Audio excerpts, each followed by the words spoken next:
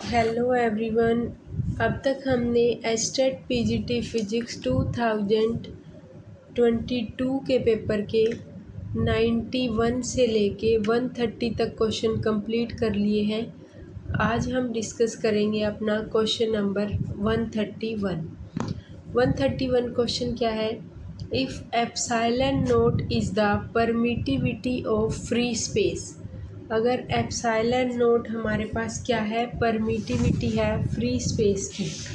और क्या गिवन है?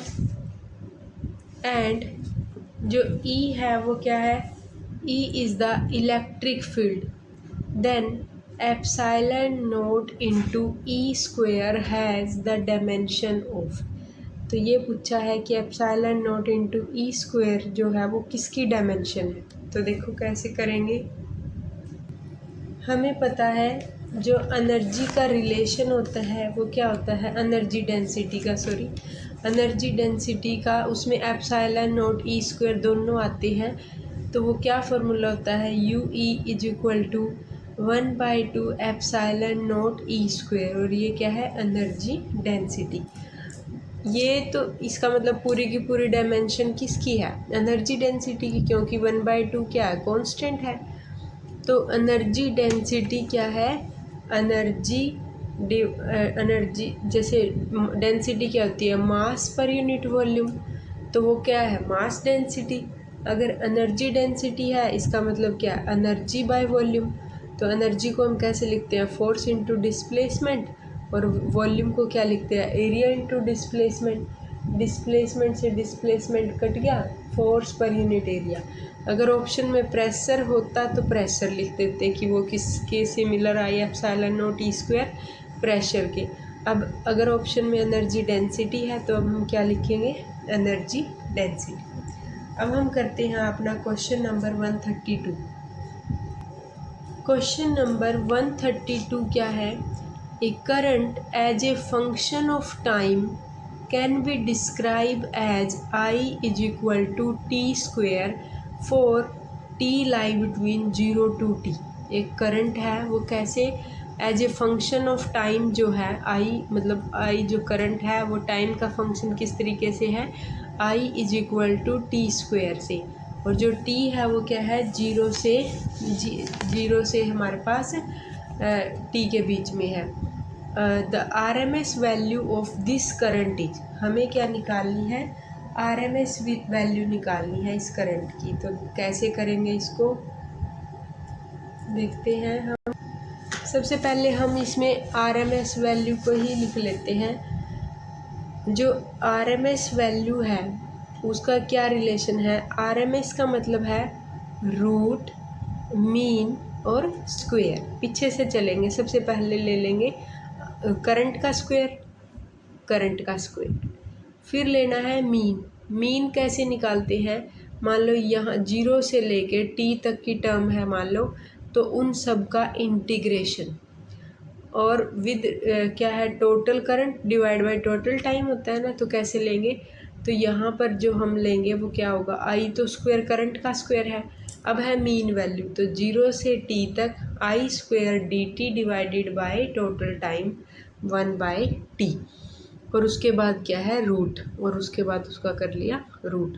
तो ये होती है हमारी IRMS वैल्यू जब इंटीग्रेशन की फॉर्म में लिखते हैं। हमें गिवन है कि I स्क्वायर की जगह आप क्या लिखना? I सिर्फ I को दिया हुआ है टी स्क्वायर। जब हम I का स्क्वायर करेंगे तो टी स्क्वायर का स्क्वायर होएगा, तो यानी कि t की पावर 4 हो जाएगा। तो 0 to t की पावर 4 dt। यहाँ पर पहले इसको सोल्व कर लेते हैं। 0 to t और यहाँ से I स्क्वायर dt की जगह लिख दिया t की पावर 4 dt। जैसे इसको सोल्व किया, t की पावर 5/5 0 to t की पावर 5 डिवाइडेड बाय 5।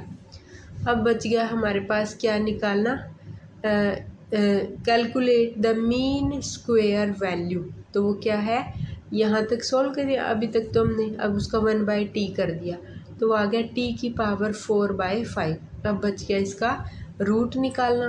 तो IRMS इज इक्वल टू यहाँ से t की पावर 4/5 t का square divided by root of 5। तो ये आ गया हमारे पास t²/√5। नेक्स्ट है question number 133। The particle of equal mass m go round a circle of radius r।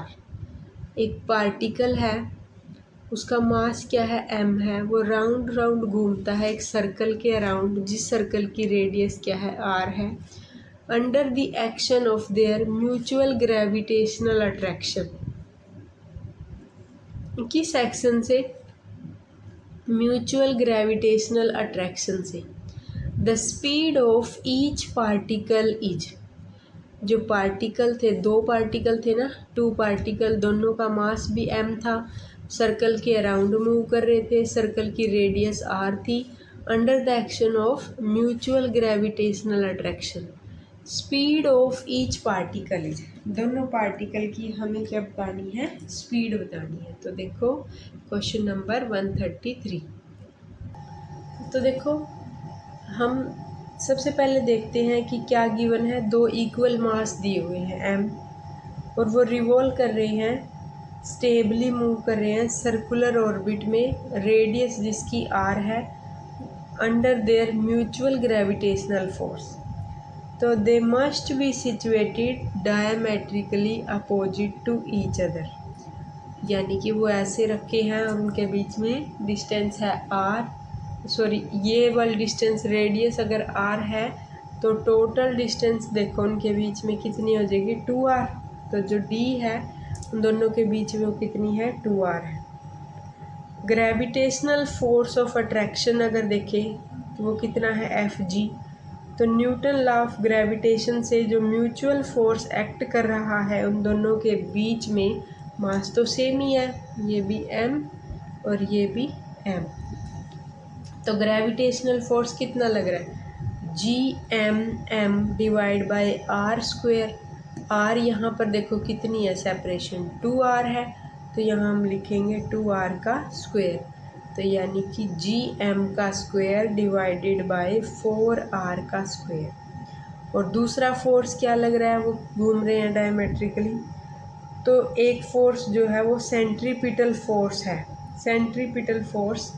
This gravitational attraction provide the necessary centripetal force for each mass to keep moving in a circle. Circle में move करवाने के लिए वो क्या है, centripetal force लगेगा। Radius कितनी है, r है, और सेंट्रीपिटल फोर्स की वैल्यू क्या होती है, Fc = mv²/r। दो फोर्स लग रहे हैं, दोनों को इक्वेट कर लिया, mv²/r = Gm²/4r का स्क्वायर। सोल्व कर लिया, सोल्व करने के बाद v² की वैल्यू क्या आ गई, Gm डिवाइडेड बाई 4r, और v की वैल्यू हमारे पास क्या आई, √Gm डिवाइडेड बाई 4r। पूछा भी क्या था हमें, वेलोसिटी, तो वेलोसिटी आ गई हमारी √Gm/2r। नेक्स्ट क्वेश्चन है हमारे पास 134। 30 watt per metre square energy density of sunlight is normally incident on the surface of a solar panel।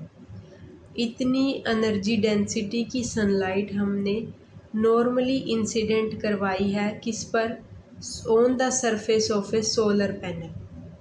Some part of incident energy मतलब कितना, 25% is reflected from the surface. कुछ part incident energy का 25% part वो reflect कर जाता है from the surface, and the rest is absorb, और बाकी जो है वो क्या है, एब्जॉर्ब करता है। The force exerted on 1 metre square surface area will be close to. जो फोर्स लगेगा 1 मीटर स्क्वायर सरफेस एरिया पर वो किसके इक्वल होगा। पहली बात तो देखो यहाँ पर जो यूनिट दी हुई है ना, ये मतलब ये दे दी एनर्जी डेंसिटी की, एनर्जी डेंसिटी की, लेकिन यहाँ क्या आना था, हमें यूनिट यूज़ करनी है इंटेंसिटी की, क्योंकि ये यूनिट क्या बता रही है, इंटेंसिटी दिखा रही है 30 वाट पर मीटर स्क्वायर जो है, वाट पर मीटर स्क्वायर किसकी यूनिट है हमारे पास, इंटेंसिटी की। सबसे पहले हमें गिवन है इंटेंसिटी ऑफ सनलाइट जो कि कितनी है 30 watt per metre square. Fraction of light reflected कितना परसेंट रिफ्लेक्ट करेगा, वो गिवन है 25%। And fraction of light absorb equal to, मतलब जितना परसेंट रिफ्लेक्ट किया 100% का माइनस उसका रिफ्लेक्शन वाला परसेंट, तो वो कितना है एब्जॉर्ब। तो फ्रैक्शन ऑफ लाइट एब्जॉर्ब कितनी है 1 माइनस आर, यानी कि 75% और 0.75। सरफेस एरिया गिवन है 1 metre square. Velocity of light 3 × 10⁸ metre per second. Radiation pressure क्या है, radiation pressure exerted on a surface experience partial reflection and partial absorption is given by P = I/C I+R। I की value है हमारे पास 30, velocity of light into I+R। उसके बाद है solve करके ये हमारा आ गया 1.25 × 10⁻⁻7 न्यूटन पर मीटर स्क्वायर। फोर्स की वैल्यू अगर निकालें तो क्या प्रेशर इंटू एरिया, दोनों की एरिया कितना था 1 मीटर स्क्वायर। सोल्व करके हमारे पास आ गया 12.5 × 10⁻⁸ न्यूटन। नेक्स्ट है क्वेश्चन नंबर 135। एक स्फीयर है, रेडियस r है charge density rho of r = ρ0 of r as a function of distance r from the centre. जो फंक्शन है वो कैसी है, density rho at r = ρ0 of r। The energy of this charge distribution is, और जो Q है वो क्या है, टोटल चार्ज है। एनर्जी निकालनी है इस चार्ज डिस्ट्रीब्यूशन की। देखो जो रिलेशन है टोटल चार्ज और डेंसिटी का, वो आपस में क्या है कि रो ऑफ r = गिवन है ρ0 ऑफ r। चार्ज का क्या रिलेशन है, जो डेंसिटी है वो क्या होती है चार्ज पर यूनिट एरिया, तो चार्ज क्या होगा density into area. Integration 0 to r rho of r, area क्या है सरफेस एरिया कितना 4πr² into dr। Rho of r की वैल्यू पुट करेंगे ρ0 of r 4πr² dr। Solve किया इसको, 4π ρ0 कॉमन हो गया, r³ है r की पावर 4/4 पाई ρ0 इंटू r की पावर 4, और ρ0 की वैल्यू हमारे पास क्या आ गई Q/πr की पावर 4। अब हम देखते हैं electric field using goes law. सबसे पहले देखेंगे इनसाइड द स्फीयर। जब r जो है वो लेस देन हो कैपिटल R से, तो क्या फार्मूला है, जो फ्लक्स है वो क्या होता है charge enclosed by epsilon note. ये है goes theorem. Closed integral E into dA = Q enclosed by epsilon note. अभी हम इनसाइड में बात कर रहे हैं, तो इलेक्ट्रिक फील्ड भी इनसाइड का होगा, area 4πr², 1/ε0 0 to r। Q जो है चार्ज एनक्लोज्ड वो है ρ0 of r' 4πr² dr'। Calculate करके ρ0 r²/4ε0। आउटसाइड द स्फीयर जब r जो है ग्रेटर देन है कैपिटल R से, entire charge act as a point charge at the centre. तो आउटसाइड में जितना भी चार्ज होगा वो कैसे करेगा, एज ए पॉइंट चार्ज की तरह बिहेव करेगा। और जब कोई चार्ज पॉइंट चार्ज की तरह बिहेव करता है तो इलेक्ट्रिक फील्ड की वैल्यू होती है Q/4 4 pi epsilon naught R square. आगे हम करेंगे total electrostatic energy. The total energy store in the electric field is given by U integration over all space half epsilon naught E square D V. तो energy inside की भी outside की भी। पहले inside energy देखेंगे, 0 to r 1/2 epsilon naught E square की value अभी solve करी, इनसाइड के लिए पुट कर देंगे। Rho naught R square 4 epsilon naught square 4 pi R square D R. Integration solve करेंगे, कैलकुलेट करके हमारे पास रो नोट की वैल्यू आएगी q divide by pi R की पावर 4 और इसमें पुट करेंगे u इनसाइड में q square divide by 56 pi epsilon naught r। अब देखते हैं आउटसाइड एनर्जी, तो यहाँ पुट करेंगे आउटसाइड का electric field half epsilon note q by 4 pi epsilon naught r square का square 4 pi r square D are. Solve करके q square by 8 pi epsilon naught r। जब टोटल एनर्जी निकालेंगे, सम करेंगे outside और inside, तो q square by 8 pi epsilon naught r into 1/7 plus 1।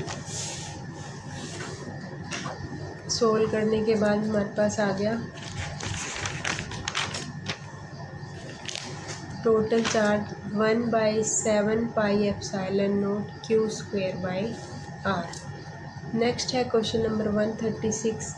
The density of the material of a cube is measure by measuring its mass and length of its side. जो density है cube की वो major करी है मास, length और उसकी side से। Maximum error जो है मेजरमेंट में मास और लेंथ में वो गिवन है 1% और 2%। मैक्सिमम एरर बताना है डेंसिटी में कितना होगा। सिंपल है, डेंसिटी क्या होती है मास पर यूनिट वॉल्यूम, वॉल्यूम क्या होगा लेंथ का क्यूब। डेंसिटी है mass by volume, mass by length cube. तो डेल्टा एरर निकालना है डेंसिटी में, तो delta rho by rho is equal to delta of m by m plus 3 delta l by l। Mass में error था 1% का, length में एरर है 2% का, तो 3 साथ में था, 3 इंटू 2%, तो हमारे पास टोटल एरर आ गया 7%। नेक्स्ट है क्वेश्चन नंबर, यहाँ गलत दे रखा है 3%, ये एरर आएगा 7%। नेक्स्ट है 137। A particle of mass 20 gram is thrown vertically upward with a speed of 10 metre per second. एक पार्टिकल है, मास दे रखा है उसका 20 ग्राम, उसको वर्टिकली अपवर्ड फेंका है कितनी स्पीड से 10 मीटर पर सेकेंड से। The work done by the force of gravity during the time the particle goes up will be. जब पार्टिकल अपवर्ड जाएगा तो फोर्स ऑफ ग्रेविटी कितना वर्क करेगी वो बताना है। तो देखो 137 हमारे पास मास गिवन है उसका 20 ग्राम, पहले उसको केजी में कन्वर्ट कर लिया 0.02 kg।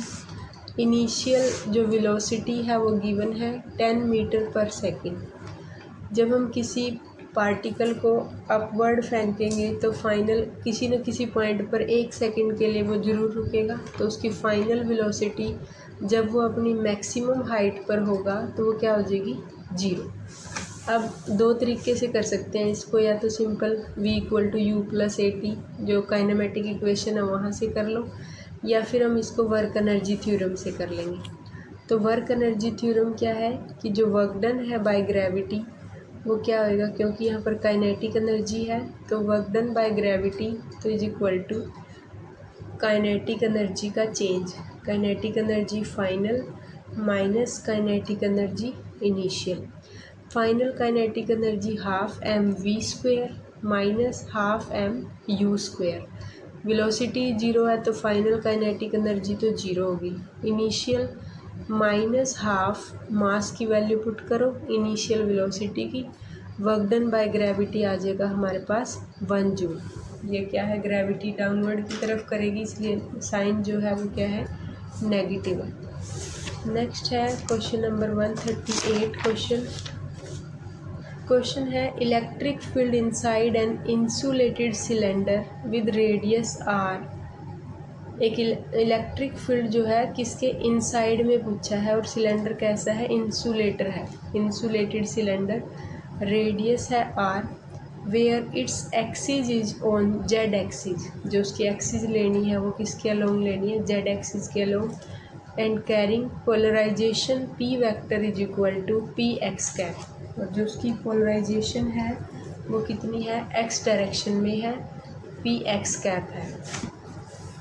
तो जो सिलेंडर है वो कैरीज ए रेडियल पोलराइजेशन, जिसको किससे देते हैं पोलराइजेशन, जब रेडियल हो, P vector is equal to P R cap. अब हम गोज लॉ को यूज़ करेंगे डिस्प्लेसमेंट फील्ड में।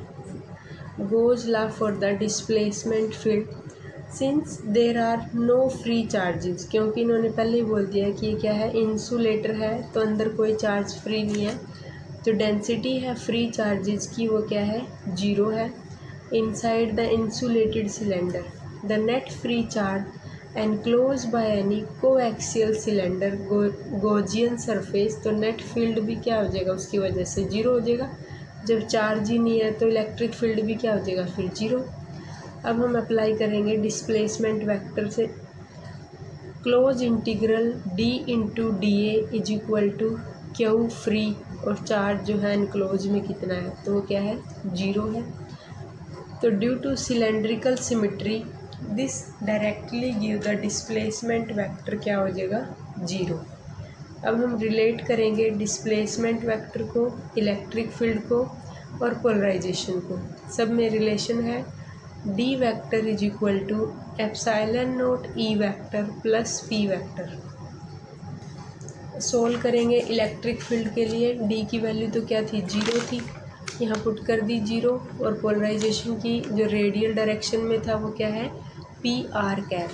तो इलेक्ट्रिक फील्ड की जो वैल्यू आ गई वो आ गई minus of P by epsilon naught R cap. और जो हमारे पास यहाँ आंसर में दिया है देखो, minus of P by 2 epsilon naught, ये नहीं आएगा, आंसर आएगा minus of P divide by epsilon naught R cap. R मतलब जिस भी एक्सिस के अलोंग वो जा रहा है, जैसे यहाँ इन्होंने बोला एक्स एक्सिस में, तो यहाँ एक्स लगा देंगे।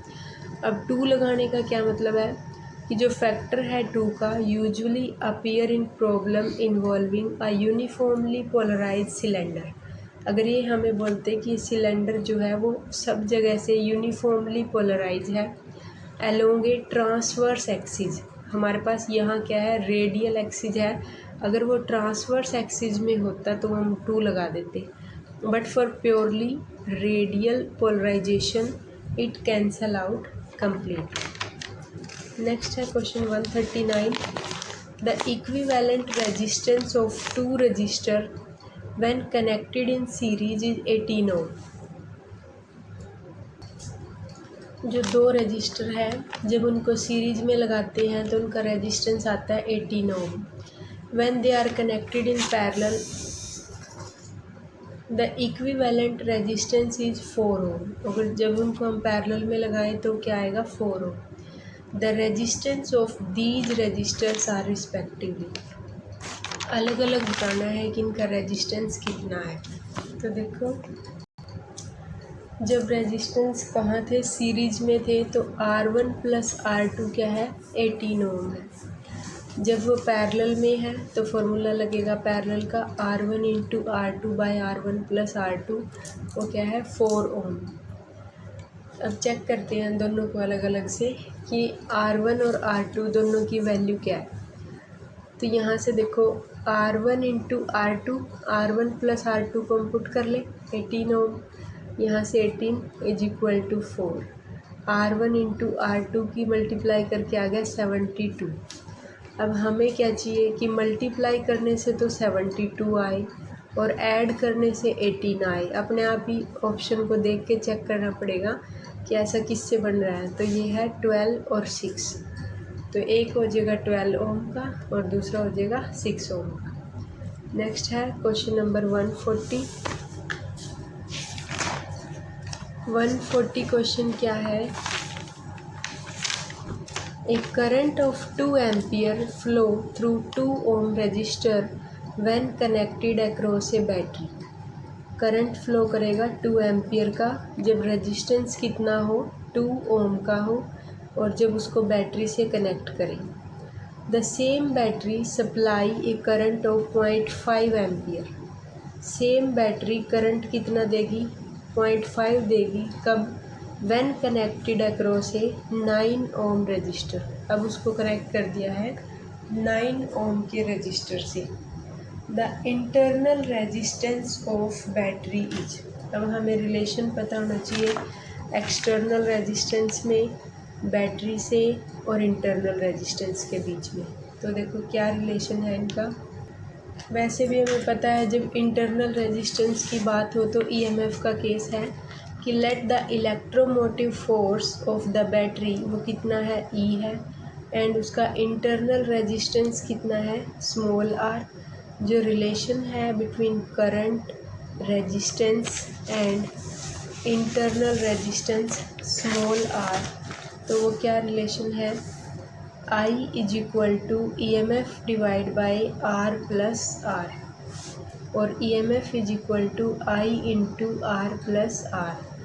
तो जब केस नंबर फर्स्ट है when connected to a 2 ohm resistor, सबसे पहले इसको 2 ओम रजिस्टर से कनेक्ट किया है तो करंट हमारा आया है 2 एम्पियर।